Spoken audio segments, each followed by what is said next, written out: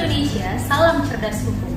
Bersama saya Dora Iren, malam ini kita akan membahas sebuah topik yang sangat menarik, yaitu terkait dengan PKPU versus pidana. Mari kita lihat hal apa saja yang melatar belakangi kita mengangkat tema yang menarik ini. Yang pertama, modus investasi bodong yang menggunakan skema Ponzi atau yang lebih dikenal sebagai gali lubang tutup lubang jelas-jelas merugikan masyarakat luas dengan jumlah kerugian material mencapai puluhan triliun rupiah karena perusahaan yang bersangkutan gagal mengembalikan uang pokok nasabah-nasabahnya, dan berita mengenai hal ini sudah menjadi konsumsi publik. Modus operandi yang sering digunakan oleh perusahaan-perusahaan investasi bodong diantaranya yang pertama, menawarkan sejumlah instrumen investasi seperti promissory note, medium term note atau MTN maupun repurchase agreement atau repo dengan imbal hasil sangat tinggi dan uang awal dapat diambil kembali. Kemudian yang kedua, menerbitkan surat-surat berharga yang ditandatangani oleh direksi perusahaan terkait dalam jangka waktu tertentu dan dapat diperpanjang kembali sesuai dengan kesepakatan.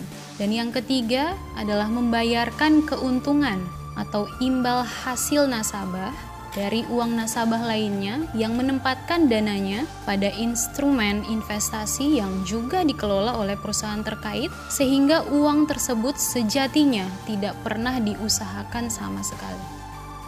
Selanjutnya terkait dengan penundaan kewajiban pembayaran utang atau PKPU sebagai opsi terbaik. Hal ini merupakan praktek yang terjadi saat ini. Perusahaan-perusahaan yang mengaku gagal bayar mengajukan PKPU dan menghimbau para nasabahnya untuk mengikuti proses tersebut sebagai upaya perdamaian untuk mengembalikan dana yang telah disetorkan oleh para nasabah. Apabila tidak mengikuti proses PKPU yang ditawarkan, maka instrumen investasi yang berada di tangan para nasabah tidak akan diakui oleh perusahaan penerbit. Selanjutnya, rangkaian janji-janji manis untuk merayu para nasabah mengambil opsi PKPU agar uangnya kembali, termasuk dengan dibayarkannya jasa konsultan hukum untuk mengikuti proses PKPU. Mari kita lihat itikat baik dalam proses PKPU yang ditawarkan oleh perusahaan-perusahaan. Katanya, upaya terbaik yang menguntungkan kedua belah pihak. Katanya, wujud konkret itikat baik perusahaan. Katanya, perusahaan masih memiliki aset yang cukup untuk membayarkan kerugian. Katanya, perusahaan akan membayarkan dalam jangka waktu tertentu. Nyatanya, proses mengulur-ngulur waktu yang hanya menguntungkan pihak perusahaan. Nyatanya, upaya untuk menghilangkan barang bukti dikarenakan dalam proses PKPU, bukti investasi para nasabah diambil dari para nasabah, sehingga tidak dapat mengambil upaya hukum lainnya termasuk pidana. Nyatanya, aset yang didaftarkan dalam proses PKPU sebagai jaminan pembayaran tidak memiliki asal-muasal yang jelas, serta nilainya yang seringkali tidak seberapa dan terbatas hanya pada aset milik perseroan, sementara aset pribadi pengurus perusahaan tidak tersentuh. Nyatanya, proses pembayarannya tidak sepenuhnya lancar, sehingga dapat digiring menjadi sebuah peristiwa perdata yang tidak dapat diadukan sebagai tindak pidana. Mari kita lihat ilustrasi terkait dengan distribusi opsi penyelesaian sengketa berdasarkan dana yang disetorkan. Katakanlah sebuah perusahaan investasi bodong mengumpulkan dana sebesar 10 triliun. Sebanyak 75% nasabah digiring untuk ikut PKPU. Kemudian 15% nasabah memilih untuk pasrah dan 10% nasabah memilih untuk mengambil jalur pidana. Mari kita lihat lebih jauh terkait hukum pidana sebagai upaya mengungkapkan fakta yang sebenarnya. Mengapa jalur pidana dapat dimanfaatkan untuk mengembalikan dana-dana nasabah? Yang pertama, sebagai upaya paksa yang dibenarkan secara hukum yang dapat diambil nasabah untuk menangkap dan menahan pihak terkait melalui aparat kepolisian. Kemudian melakukan penyitaan terhadap aset-aset yang diduga merupakan hasil kejahatan oleh pihak berwenang, baik atas nama PT ataupun perorangan. Dan selanjutnya melacak aset-aset yang dipindahkan secara melawan hukum, baik dalam negeri maupun luar negeri, melalui Pusat Pelaporan Analisis Transaksi Keuangan atau PPATK. Bagaimana jalur pidana mengembalikan dana para nasabah? Selama upaya damai belum ditempuh, laporan polisi akan terus diproses, sehingga para terlapor dapat diseret ke pengadilan dan lazimnya para pihak terlibat enggan perkara ini naik ke persidangan. Sehingga dalam perjalanannya, langkah damai atau restoratif justice diupayakan dengan mengembalikan dana para nasabah. Apabila naik ke pengadilan, menjadi tugas advokat untuk membuktikan uang-uang tersebut merupakan hasil kejahatan dan wajib dikembalikan kepada pihak-pihak yang berhak. Untuk menjawab pertanyaan kita tadi terkait dengan apa itu PKPU dan juga apa itu pidana, maka di saat ini sudah hadir 3 narasumber bersama saya. Yang pertama ada Bapak Onggo Wijaya. Selamat malam, Pak. Selamat malam. Ya, beliau merupakan seorang advokat. Lalu kemudian di bagian tengah ada seorang ibu cantik yang bernama Ibu Renti Maharyani Kerti. Ya, beliau merupakan seorang dosen tetap di Universitas Trisakti Jakarta. Nah, kemudian beliau juga sudah sangat berpengalaman sebagai seorang pembicara, kemudian sebagai tenaga ahli dan juga sebagai saksi ahli dalam berbagai persidangan ya Bu ya. Oke. Kemudian yang ketiga adalah Bapak Dwi Seno Wijanarko. Beliau juga adalah seorang dosen Fakultas Hukum di Universitas Bhayangkara Jakarta. Selamat malam Bapak. Malam. Beliau juga adalah seorang dosen di Fakultas Hukum. Beliau ini adalah seorang mantan jaksa RI yang sudah melayani negara kita ini selama kurang lebih 21 tahun, ya, yaitu dari tahun 1990 hingga tahun 2011. Kemudian ada Pak Alvin yang nanti akan menemani saya sebagai moderator di malam ini, dan kita akan berbincang lebih dalam lagi terkait dengan apa itu PKPU dan juga pidana.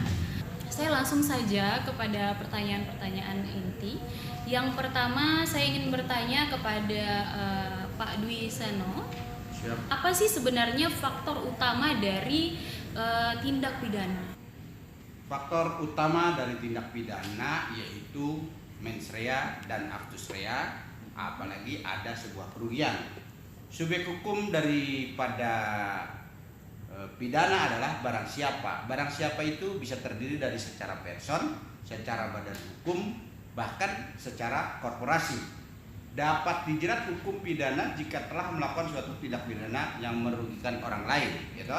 Seseorang hanya dapat diminta pertanggungjawaban jika orang tersebut melakukan tindak pidana dengan sengaja atau karena kealpaan. Artinya mens rea dan actus rea saling bersesuaian dan saling melengkapi, apalagi didukung adanya yang dikatakan kerugian.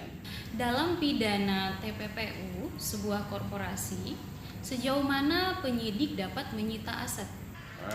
Berdasarkan positisme hukum yang berlaku di Republik ini, artinya hukum yang berlaku positisme, adanya pedoman yaitu KUHP. Benda-benda yang dapat dilakukan penyitaan yaitu benda-benda atau tagihan tersangka atau terdakwa selaku pelaku yang seluruhnya atau sebagian yang diduga perolehannya atau diperoleh dari tindak pidana atau bersumber dari hasil tindak pidana. Benda lain yang mempunyai hubungan langsung dengan tindak pidana tersebut. Selanjutnya guna pembuktian pada proses hukum baik pidana maupun keperdataan. Pertanyaan saya selanjutnya adalah apa dan bagaimana sebenarnya kedudukan hukum pidana sebagai hukum publik, Pak?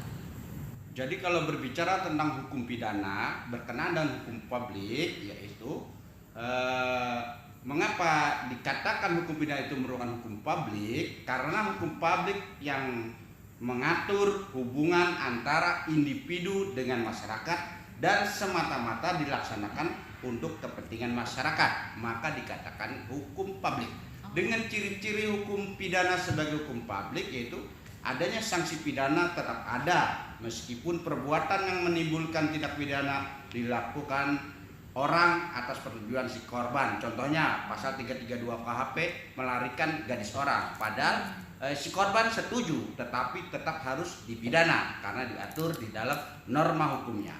Lalu pasal 344 KHP pembunuhan atau permintaan yang sengaja diminta oleh si korban untuk dilakukan pembunuhan, tetapi jika dilakukan oleh pelaku melakukan pembunuhan tetap ada aturan hukumnya, tetap harus ada sanksi pidananya. Nah, lalu pasal 32 KHP tentang aborsi, ibu itu minta dia diaborsi untuk digugurkan kandungannya, pada saat dilakukan tindak pidana tetap ada sanksi pidananya. Itu ciri daripada hukum pidana sebagai hukum publik. Lalu untuk menuntut tindak pidana tidak tegur kepada gugatan si korban. Dalam hal ini melainkan merupakan kewajiban alat negara yang berwenang, yaitu penuntut umum, dalam hal ini jaksa penuntut umum, kecuali dalam delik aduan. Contoh pasal 284 KUHP yaitu tentang perzinahan, pasal 367 KUHP pencurian dalam keluarga, itu merupakan delik aduan. Tanpa adanya pengadu atau adanya pelaporan dari seseorang yang merasa dirugikan sebagai korban, tidak bisa dilakukan penuntutan. Sangat menarik ya penjelasan yang dijelaskan oleh Bapak Seno. Kemudian misalnya nih, jika dalam suatu proses hukum, manakah yang harus kita dahulukan? Apakah hukum publik ataukah hukum privat, Pak? Berkenaan dengan berbicara hukum publik, artinya ada perkara perdata dan pidana dalam prakteknya dapat dilakukan bersamaan, namun lebih diutamakan adalah berkenaan dengan hukum publik. Kenapa demikian? Karena hukum publik ini berkenaan tentang kepastian hukumnya, yaitu pasal 1872 KUH Perdata mengacu pada 138 HIR, kemungkinan adanya proses pidana yang diutamakan sehingga dimungkinkan adanya penangguhan proses pemberian perkara perdata hingga adanya putusan yang ingkrah atau jelas. Hal tersebut dapat menjadi perlindungan hukum bagi korban. Penghentian sementara keperdataannya bahkan menjadi keadilan bagi para korban. Hal tersebut bentuk tindakan preventif dari pemerintah selaku daripada yang memegang kewenangan di dalam hukum publik. Jadi kalau bisa saya teruskan bahwa kalau memang dalam suatu proses hukum kita akan melihat lebih ke arah dampak dari kasus hukum itu sendiri ya, dimana yang akan diputuskan untuk mana didahulukan, entah itu hukum publik atau hukum private. Keutamaan daripada privat dengan publik lebih diutamakan publiknya. Kenapa? Karena keutamaan dari hukum pidana atau publik itu apabila subjek hukum dalam hal ini tidak beritikat baik, maka menurut pendapat saya proses pidana lah yang paling tepat. Apabila dalam proses pidana penyidik dapat melakukan pengamanan aset dengan agar tidak dialihkan dan tidak disamarkan oleh para pelaku. Kejelasan secara hukum atau due process of law dalam peristiwa hukum publik lebih jelas. Baik, oke. Berdasarkan fakta-fakta yang saya sempat untuk cari informasinya, ada data yang mengatakan bahwa misalnya di suatu perusahaan ada sekitar 10 triliun misalnya dana, lalu para pengelola dari perusahaan itu mengarahkan nasabah-nasabah misalnya untuk lebih ke arah PKPU. Nah, di sini saya ingin bertanya, sebenarnya apa sih kelemahan dari PKPU dibanding dengan langkah pidana? Jadi tadi saya sudah bicarakan keutamaan daripada hukum publik atau pidana. Due process of law-nya jelas, sikapnya jelas, dapat mengamankan aset, bahkan dapat melakukan penahanan kepada para pelaku. Sebaliknya, kalau PKPU, menurut pendapat saya, apabila subjek hukum tidak beritikat baik, maka PKPU dalam hal ini tidak bisa berbuat apa-apa. Apabila subjek hukum telah melarikan asetnya dan menyamarkan aset, tentunya ada kesulitan dari pihak PKPU untuk menelusuri, mendeteksi di mana aset tersebut. Tetapi dalam hukum pidana jelas pihak penyidik bisa melakukan, bahkan membekukan aset itu agar tidak dialihkan ke pihak lain atau bahkan disamarkan keberadaannya. Saya rasa kelebihan dan keuntungan dari pidana dengan PKPU. Baik, ini pernyataan yang sangat menarik ya. Jadi memang lebih baik kita mengambil langkah pidana ya dibandingkan dengan PKPU, karena PKPU sendiri memang punya kelemahan seperti yang sudah disebutkan oleh Pak Seno tadi. Selanjutnya saya akan pindah ke Ibu Renti ya. Dalam sebuah perusahaan, siapakah yang dapat dijerat pertanggungjawaban dalam hukum pidana? Kita bicara perusahaan ya. Jadi kalau dalam hukum perusahaan ya, sebelum kita bahas siapa yang dapat dijerat hukum pidana, tentu kita harus lihat dulu badan usaha itu apa ya, apakah dia badan usaha yang berbadan hukum atau yang tidak berbadan hukum. Karena memang dalam hukum kita itu dibedakan istilah badan usaha itu ada yang berbadan hukum dan tidak berbadan hukum. Kalau kita mengacu terkait dengan PKPU ya dan kepailitan, itu jelas di dalam Undang-Undang Kepailitan kita mengatakan bahwa badan hukum ya, bukan berarti yang tidak badan hukum seperti firma atau CV tidak bisa dipailitkan, bisa saja, tapi yang dipailitkan itu adalah para sekutunya, bukan firmanya. Nah, kemudian kalau dikaitkan dengan siapa yang dapat dijerat pertanggungjawaban pidana di sini, tentu sebenarnya kalau kita bicara perusahaan ya pasti konotasi kita adalah badan hukum. Ya, badan hukum itu bisa PT, perseroan terbatas, bisa juga koperasi. Ya. Nah, di sini kalau kita bicara bisakah perusahaan itu dijerat hukum pidana, bisa saja. Kalau kita bicara badan hukum dalam hal ini PT, maka ini bisa saja termasuk direksi, komisaris maupun pemegang saham. Karena kalau kita bicara hukum perusahaan, itu kita punya doktrin yang kita kenal dengan, ada beberapa doktrin ya, tapi yang paling utama yaitu adalah Persing the corporate field. Artinya bahwa tanggung jawab terbatas yang dimiliki oleh PT tersebut itu bisa kita abaikan atau kita terobos ya kalau dalam kondisi-kondisi tertentu, dan itu dimungkinkan. Undang-undang PT kita itu mengatur demikian. Artinya bahwa apakah direksi bisa diminta pertanggungjawaban pidana? Bisa. Apakah pemegang saham bisa diminta pertanggungjawaban pidana? Bisa. Ya, pasal 3 Undang-Undang PT. Kalau direksi ada 2 pasal yang bisa kita pergunakan ya, pasal 97 junto pasal 104 ya. Kemudian apakah komisaris bisa kita minta pertanggungjawaban? Bisa. Nah, itu juga ada di pasal 114. Nah, ini sangat menarik ya. Ibu. Boleh saya pertanyakan, karena gini, kalau dalam sebuah perusahaan atau dalam sebuah badan hukum, ya, manajemen baik itu direksi maupun komisaris sangat kompleks. Kenapa sangat kompleks? Karena selain ada di dalam manajemen dan juga pemegang saham, ada yang pasif dan ada yang aktif, tentunya. Itu satu. Kedua adalah di dalam sebuah badan usaha pun ada variabel lain, yaitu variabel lain adalah waktu. Jadi misal, ya kan, sebuah perusahaan, sebuah PT didirikan tahun 2000, ya kan, direksinya si A dan si B, komisarisnya si C dan si D. 5 tahun kemudian berubah, direksinya jadi si F sama si G, komisarisnya si X sama si Y. Nah, nanti 10 tahun kemudian berubah lagi di situ. Nah, di dalam pertanyaan siapakah yang bertanggung jawab dari variabel yang ada itu, pandangan hukum kita undang-undang perseroan itu seperti bagaimana, Ibu? Ya, betul ya tadi Pak Alvin ya. Jadi undang-undang kita ya tadi undang-undang perseroan terbatas itu memungkinkan direksi atau komisaris yang sudah tidak menjabat sebelum 5 tahun putusan pilot. Misalnya putusan pilot itu di tahun 2020 ini ya. Dia menjabat 5 tahun sebelumnya, berarti 2015. Mungkinkah dia diminta pertanggungjawaban? Mungkin, itu jelas di dalam undang-undang PT. Direksi juga demikian. Jadi nggak ada masalah, Pak. Di dalam Bisa. PKPU. Iya. Bagaimana kalau di dalam hukum pidana mungkin?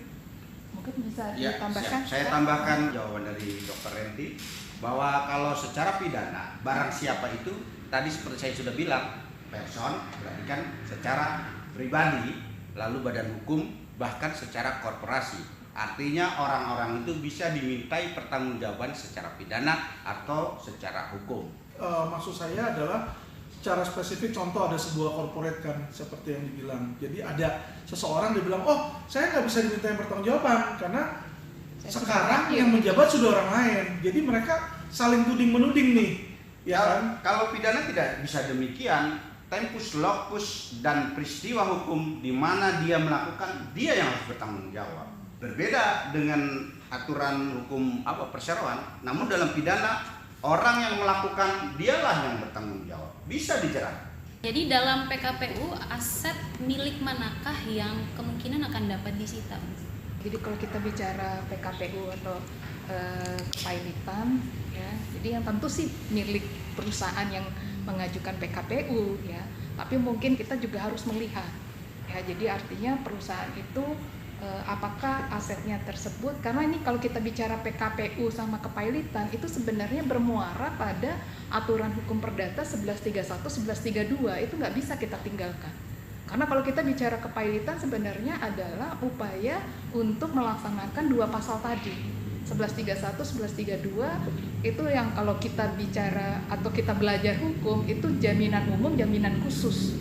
Ya, artinya kalau kita bicara kepailitan ada 3 kreditur, ya, konkuren, preferen, dan separatis. Ya, jadi di sini tentu juga harus kita lihat dulu ya asetnya, yang jelas pasti perusahaan yang sedang di PKPU. Ya, karena jelas banget dalam undang-undang kepailitan kita, apa sih pengertian kepailitan? Pengertian kepailitan adalah sita umum atas seluruh aset debitur, ya, baik yang ada saat ini maupun yang nanti akan ada.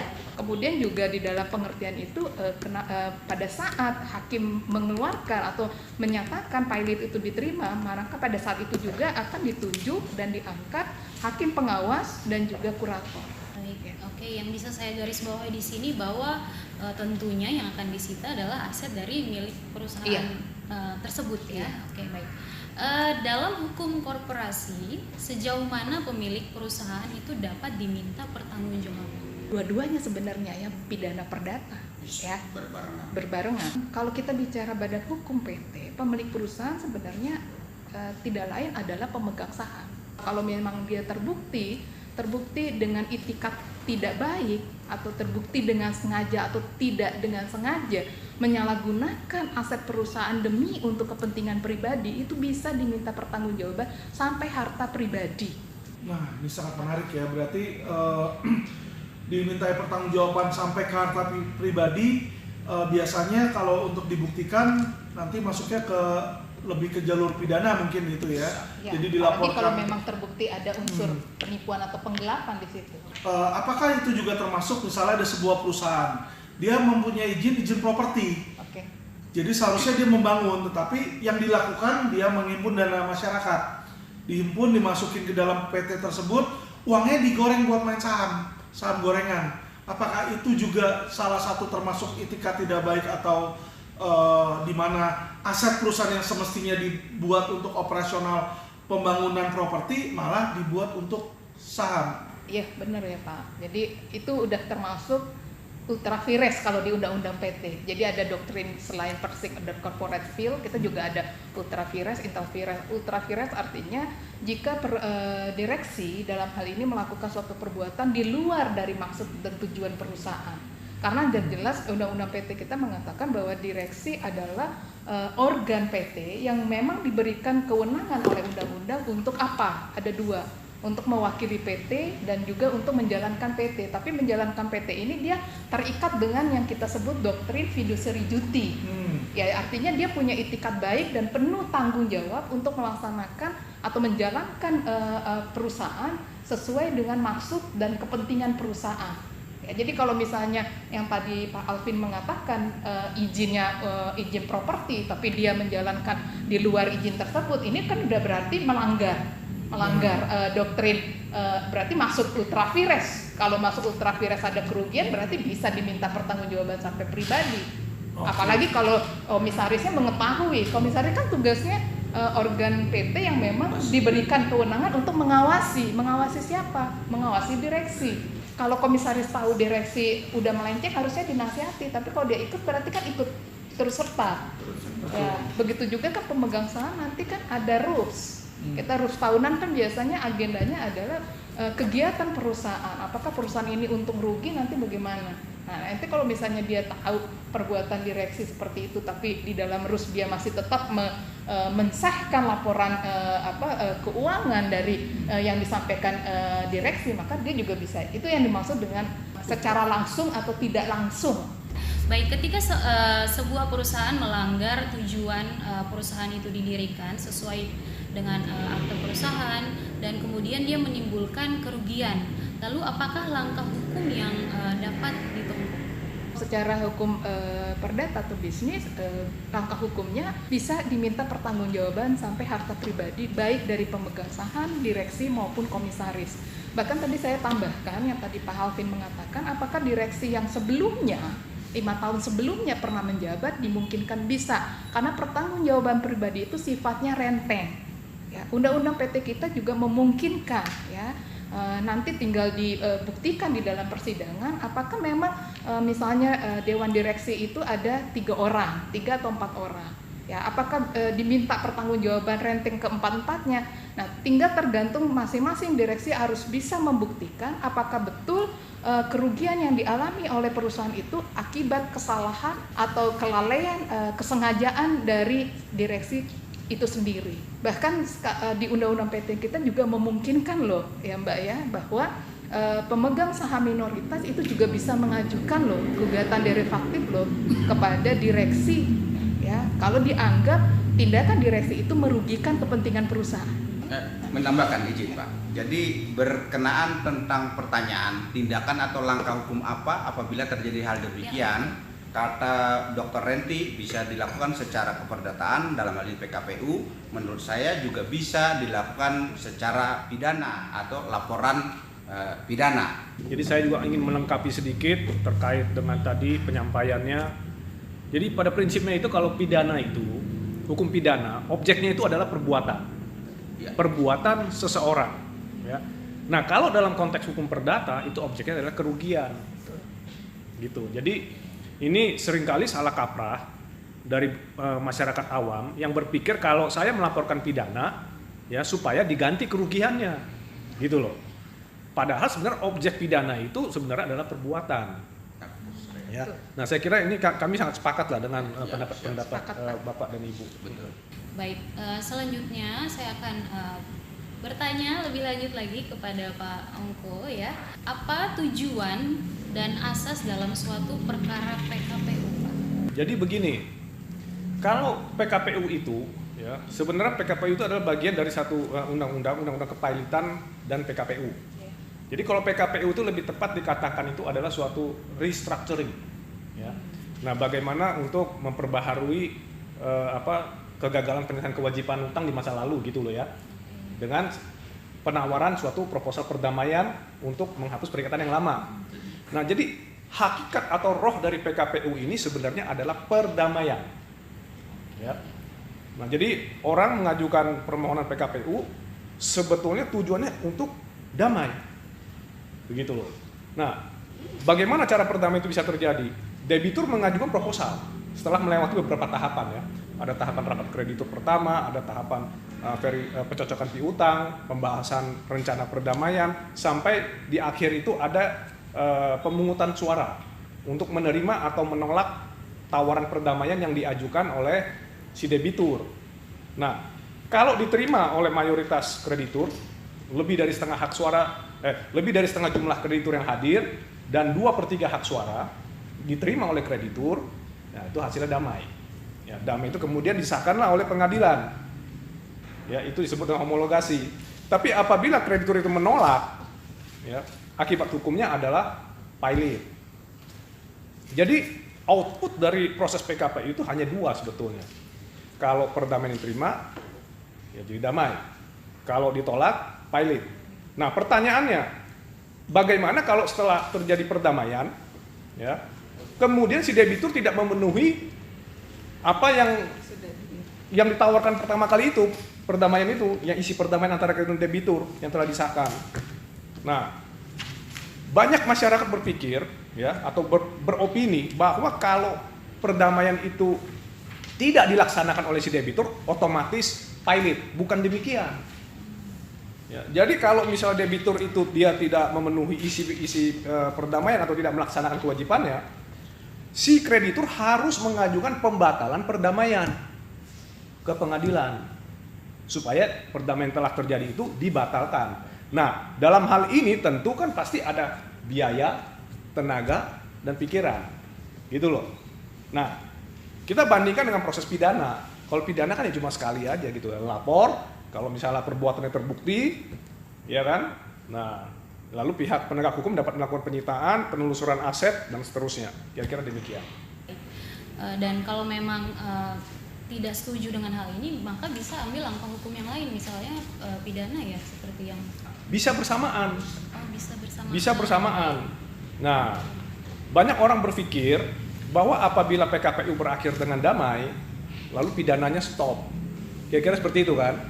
Ya, sebenarnya tidak demikian, karena perdamaian itu bukan menjadi alasan penghapus pidana dan bukan menjadi alasan pembenar pidana. Tetapi di dalam Perkap nomor 6 tahun 2019 di pasal 12. Ya, Perkap ini, peraturan Kapolri ini tergolong baru. Ya. Jadi memberikan satu opsi atau kesempatan kepada para pihak yang bersengketa di dalam ranah hukum pidana itu untuk berdamai. Itu namanya keadilan restoratif justice. Maka kita akan bandingkan perdamaian dalam PKPU dan perdamaian dalam ranah pidana. Mana yang lebih baik? Ini kita bandingkan. Kalau dalam PKPU terjadi perdamaian, satu kesepakatan yang disahkan oleh pengadilan, itu pasti masih ada jangka waktunya. Lama. Itu yang pertama. Ya. Yang kedua, ada resiko terjadinya gagal pelaksanaan pemenuhan kewajiban oleh si debitur. Contoh, si debitur berjanji akan mencicil selama 5 tahun setiap bulan. Baru bayar bulan ketiga, bulan keempat dia stop. Gitu loh. Jadi ada risikonya. Yang ketiga, bargain position si kreditur ini lemah. Kenapa saya katakan lemah kreditur ini? Karena sejak awal pada saat tahap si debitur mengajukan proses proposal perdamaian, kreditur tidak punya bargain position. Kenapa? Debitur mengatakan, ini loh proposal saya mau cicil 10 tahun, saudara mau terima atau tidak? Ya. Kreditur boleh saja ribut. Wah, saya tidak terima, saya mau ini, saya ini. Tapi ketika si debitur mengatakan, ini proposal final. Nah, kalau saudara tidak terima, ini pilot. Kalau pilot, ya kemungkinan besar itu pasti zonk. Itulah yang tadi saya katakan, perdamaian dalam PKPU itu banyak resiko, jangka waktunya lama, dan sifatnya mungkin ada cicilan dan sebagainya. Kita bandingkan dengan kalau perdamaian itu terjadi di dalam ranah hukum pidana. Ya, ada laporan, ya ternyata setelah dilakukan pendekatan atau mediasi ternyata si pelaku tidak mau mengembalikan ganti rugi, pemenuhan kerugiannya, ya sudah. Jadi cepat kalau pidana, kalau mau damai, yuk bayar 100%. Gitu. Tapi kalau mau PKPU ya nanti dicicil. Nah, jadi para masyarakat ini harus cerdas. Jangan mau diarahkan. Ya, saya mengetahui akhir-akhir ini ada sekitar puluhan perusahaan, ya saya nggak akan sebut namanya lah, banyak lah beberapa listnya itu mengajukan PKPU, terjadi proses PKPU. Ujung-ujungnya apa? Arahnya itu supaya berdamai, kemudian di ranah pidananya kemungkinan akan dihilangkan. Gitu loh. Ya, mau berdamai di PKPU dengan perdamaian PKPU atau perdamaian di pidana, yang mana kalau melewati ranah pidana lebih cepat pengembalian 100%. Kalau nggak bisa mengembalikan 100%, ya sudah, tanggung jawab hukum pidananya dilaksanakan. Kira-kira demikian. Hartanya disita. Iya, harta juga disita. Akan putusan pengadilan dikembalikan. Betul. Jadi ini memang sebuah masukan yang sangat baik buat masyarakat awam bahwa mengarahkan kita untuk coba untuk berpikir sebenarnya langkah mana sih yang lebih baik untuk kita ambil, apakah pidana ataukah PKPU. Bagaimana sebenarnya landasan suatu penyelesaian kewajiban dapat diselesaikan dalam PKPU, Pak? Dalam suatu proses PKPU, ya, landasan utamanya itu adalah goodwill atau itikat baik dari si debitur. Ketika terjadi proses PKPU, pasti ada permasalahan di situ. Permasalahan tentang hak dan kewajiban si debitur. terhadap si krediturnya. Nah, ketika proposal perdamaian itu ditawarkan oleh si debitur, maka debitur harus tunjukkan itikat baiknya. Seringkali yang terjadi apa? Debitur tidak dapat menunjukkan itikat baik. Dia hanya bercerita, saya akan cicil sekian tahun. Tapi dia tidak bisa menjelaskan sumber dananya dari mana. Dia tidak bisa menjelaskan, loh kenapa sampai bisa terjadi proses ini. Ya, nah goodwill itu bagaimana? Ya kita dari kreditur pada saat pembahasan rencana perdamaian itu bisa meminta kepada si debitur, tolong dong, kalau kau benar mau cicil, ya kau kan janji misalnya mau cicil 60 kali misalnya, 60 bulan, 5 tahun. Ya tolong dong, dibukain gironya saja, bilet giro. Jadi kami nggak usah nagih-nagih lagi gitu loh. Ya kan, jangan dijanjikan hanya mau ditransfer, nanti baru bayar 2 bulan, bulan ketiga nggak dibayar, kita mau nagih ke siapa? Sedangkan bukti-bukti yang mungkin yang ada di kreditur mungkin sudah diminta, sudah diserahkan kepada si debitur. Yang akibat hukumnya apa? Tidak bisa melaporkan lagi pidana karena buktinya sudah tidak ada lagi. Bisa tidak Pak, kalau saya bilang debitur yang mengajukan PKPU ini istilahnya adalah dalam tanda kutip sebagai kegiatan untuk sembunyi tangan misalnya?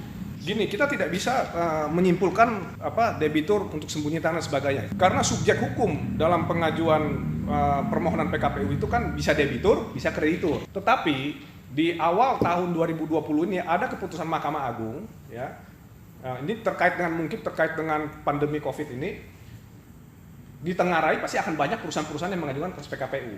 Nah, guna menghindari adanya kesengajaan debitur untuk di PKPU-kan, maka Ketua Mahkamah Agung membuat satu keputusan bahwa saat ini yang dapat mengajukan permohonan PKPU itu adalah kreditur konkuren. Jadi nggak boleh si debiturnya. Hal ini mencegah apa? Mencegah si debitur untuk mengajukan, saya mengajukan permohonan PKPU terhadap sendiri gitu loh.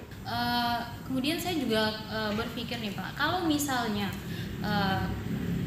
katakanlah 100% dari 100% kreditur 50% atau bahkan 60% mengajukan untuk PKPU, lalu sisanya nih misalnya protes ingin untuk secepatnya mendapatkan uang mereka kembali, apakah bisa untuk sisanya ini 40% ini katakanlah untuk mengambil langkah pidana sendiri? Terkait dengan cara apa yang ditempuh itu merupakan hak masing-masing individu dari si pihak yang bersengketa. Kita tidak bisa mengatakan bahwa 40%-60% itu bagaimana, itu hak mereka dan diberikan hak oleh negara melalui undang-undang. Apa dan bagaimana akibat hukum dalam penyelesaian melalui PKPU, Pak? Akibat hukum dari PKPU ini sebenarnya kita lebih bisa sederhanakan bahwa apa sih output dari proses PKPU? Outputnya itu hanya 2, yaitu yang tadi saya katakan, kalau proposal perdamaian itu diterima oleh si kreditur, maka berdamailah dia, perdamaian. Ya, tapi kalau proposal ditolak menjadi pilot. Nah, katakanlah telah terjadi perdamaian, dihomologasi, lalu kemudian kewajiban tidak dipenuhi oleh si debitur, ujung-ujungnya pilot juga. Akibatnya apa? Jangka waktunya lebih lama lagi. Ya, dia janji 5 tahun, ya, untuk menyelesaikan kewajibannya, baru 3 bulan tidak dipenuhi lagi kewajibannya. Nah, mau nggak mau kreditur mengajukan lagi pembatalan, proses lagi, ya, baru ada putusan pilotnya. Nah, saya ingin sampaikan satu hal yang menarik. Saya melakukan penelitian bahwa banyak sekali, ya, perusahaan-perusahaan ini menggunakan proses PKPU ini sebagai penyelesaian kewajiban utangnya. Tapi saya lebih senang bahwa definisi yang tepat ini sebenarnya bukan perdamaian. Definisi yang tepat itu sebenarnya adalah novasi, pembaharuan utang. Kenapa demikian? Ketika antara A dan B, ya, membuat satu perjanjian, ada hak kewajiban di situ. Kemudian terjadi wan prestasi atau gagal pemenuhan hak dan kewajiban, masuklah proses PKPU. Nah, terjadilah perdamaian. Tapi perdamaian itu kan belum sempurna. Contoh, ya, si A menempatkan dananya di perusahaan Abu Nawas 1 miliar, ya, gagal bayar karena dijanjikan 1 bulan bisa cair, ternyata nggak cair. PKPU, dalam PKPU si A dan PT Abu Nawas ini berdamai, ya kan? PT Abu Nawas berjanji akan mengembalikan 1 miliar dalam 5 tahun. Nah, Pertanyaannya adalah, ini sebenarnya bukan perdamaian. Ini adalah pembaharuan utang. Perjanjian yang lama hapus dengan perjanjian yang baru. Tapi apakah kerugian 1 miliar itu sudah dikembali? Kan belum. Nah, sedangkan yang dimaksud perdamaian itu menjadi sempurna kalau sudah kembali kan uangnya. Jadi ini arti sebenarnya baru janji dikembalikan.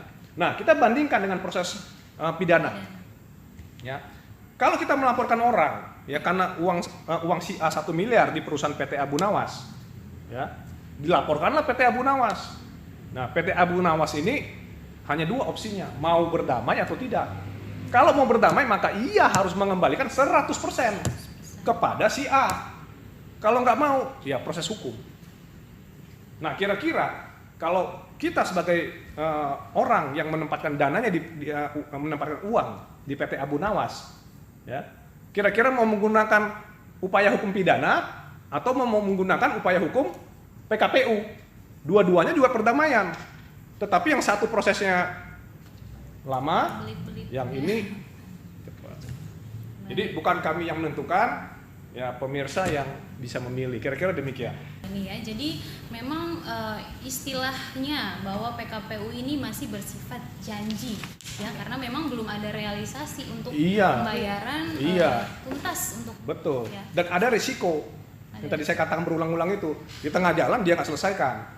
Tapi kalau kita melakukan pelaporan pidana melalui Perkap 6 2019 pasal 12 restoratif justice, ya, keadilan restoratif, pemenuhan kerugian, bayar. Baik. Laporan dicabut. Kalau saya dalam posisi sebagai kreditur misalnya, kalau dibandingkan dengan pendapat yang sudah saya dengar sejauh ini, memang ya karena saya orangnya juga suka yang pasti, ya apa salahnya saya memilih langkah pidana dibanding PKPU yang segala jenis administrasi harus saya urus segala macam, dan kemudian apa yang saya terima pun masih bersifat janji yang belum tentu akan direalisasikan seperti itu ya Pak. Oke, baik. Terakhir untuk Pak Ongko ya. Jadi bagaimana suatu perdamaian yang bisa dihasilkan oleh PKPU itu dapat dikatakan benar-benar sempurna, Pak? Ya, seperti yang tadi saya sampaikan, suatu perdamaian itu baru sempurna kalau hak dan kewajibannya terpenuhi secara total, bukan parsial. Ya, jadi kalau misalnya begini, yuk kita berdamai yuk, tapi uangnya nggak kembali. Nah itu berarti ya salah krediturnya, mau berdamai uangnya belum balik. Kan kira-kira demikian. Ya, Ibu mau nggak berdamai dengan Bung Alvin? Ya, uangnya ada di Bung Alvin. Berdamai dulu yang penting. Tapi uangnya tidak kembali, belum kembali ya, belum kembali. Kembali nanti 5 tahun lagi. Atau Ibu mau melaporkan Bung Alvin, ya kan? Bung Alvin bayar 1 miliar kembalikan. Kalau enggak ya proses hukum jalan. Nah, silakan, itu kan pilihan.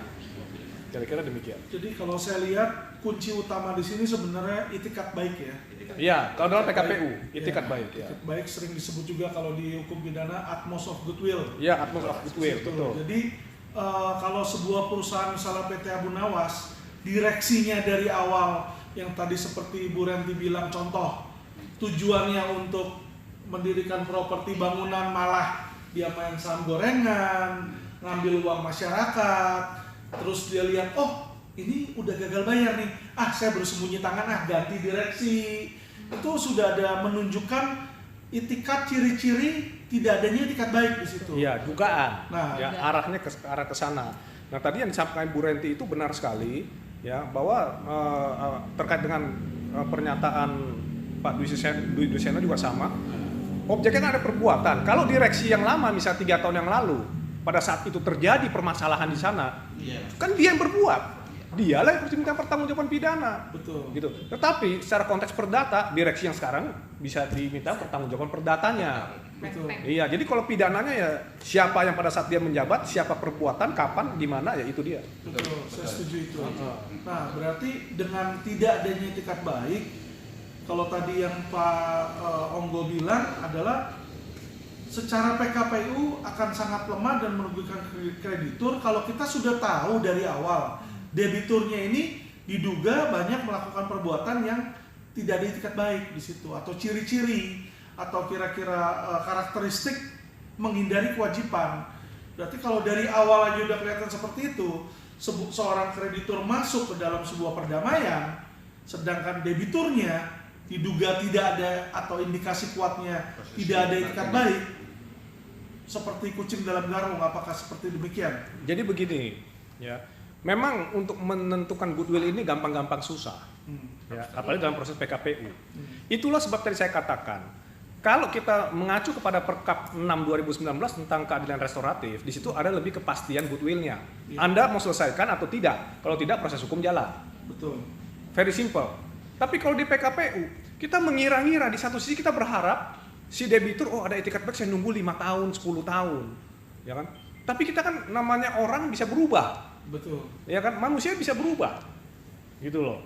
Nah inilah yang sangat sulit kita perkirakan ya dalam proses PKPU, itu kira-kira seperti itu. Ya, sehingga karena sulit diperkirakan, itulah yang menjadi kelemahan-kelemahan kalau Ya. seseorang mengambil jalur PKPU Ya. di situ. Apalagi apabila ada indikasi kuat diduga si debiturnya ini tidak diitikat baik. Ya, jadi begini, sebetulnya undang-undang kepentingan PKPU ini dalam konteks PKPU itu adalah suatu bentuk sarana bagi si debitur untuk menyelesaikan kewajibannya dalam hal seperti ini misalnya contoh, perusahaan Abu Nawas ya itu berutang kepada si B, ya kepada si B, kata Abu Nawas ini dia berutang, pernah ada transaksi jual beli, ya misalnya jual beli handphone lah kita ngomong, ya dia ambil handphone dari si B, ya B-nya sebagai supplier, gitu kan. Nah berarti kan si Abu Nawas ini harus bayar kan, harus bayar kepada si B. Nah tiba-tiba setelah berjalan 5 tahun transaksi usaha ini, lalu karena pandemi COVID tiba-tiba dia macet pembayarannya. Nah inilah sebenarnya hakikat dari PKPU itu seperti itu, bukan seperti ini. PT Abu Nawas didirikan untuk menghimpun dana masyarakat, tiba-tiba gagal bayar langsung PKPU. Jadi bisa ya ada perbedaan, paham ya? Nah ini kita harus cerdas berpikir. Ya, kalau PKPU yang benar itu namanya restructuring. Contoh, ya, misal sebuah bank memberikan kredit, ya, dia kan sebagai kreditur separatis dalam PKPU.